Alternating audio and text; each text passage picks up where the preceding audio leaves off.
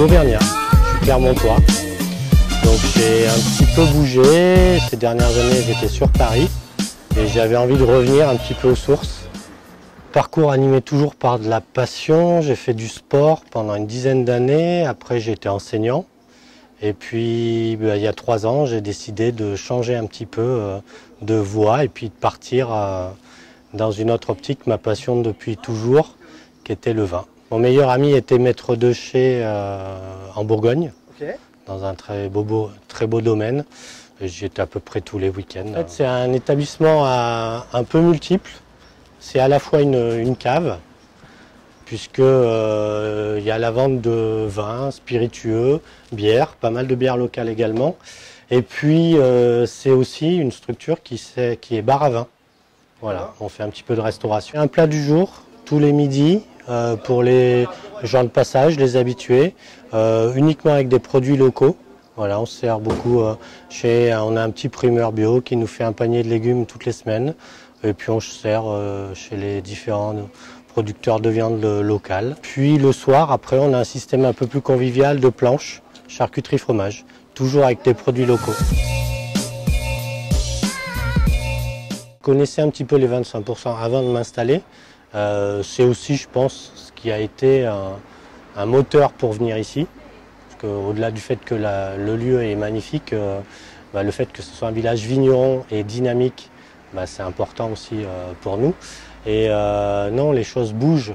Il y a énormément de changements dans l'appellation. Il y a un nouveau domaine qui s'installe. Il y a des vignes qui vont être plantées sur des coteaux qui sont magnifiques. Des travaux presque pharaoniques, mais qu'on a déjà vu sur d'autres appellations comme la Côte Rouennaise, qui croient vraiment en son vignoble. Et ici, je crois que les vignerons de 100% croient vraiment à l'avenir du vignoble. Localement, les gens ont un petit peu de mal avec le 100%, parce qu'il a eu un passif un petit peu difficile. Et là, il renaît un peu de ses cendres.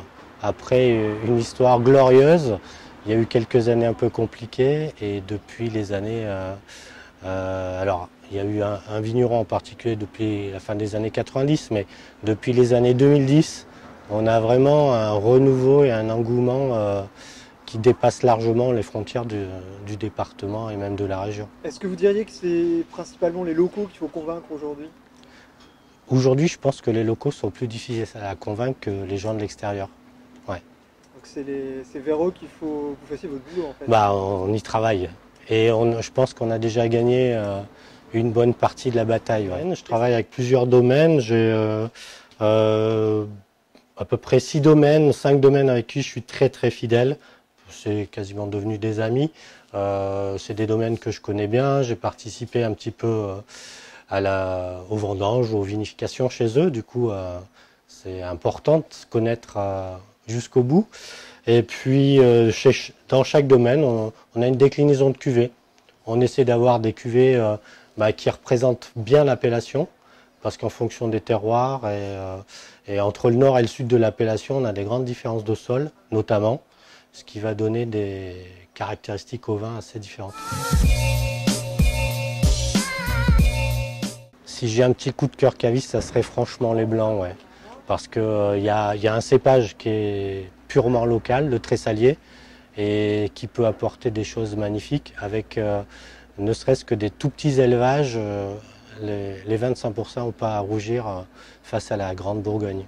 C'est ça qui m'a plu ici.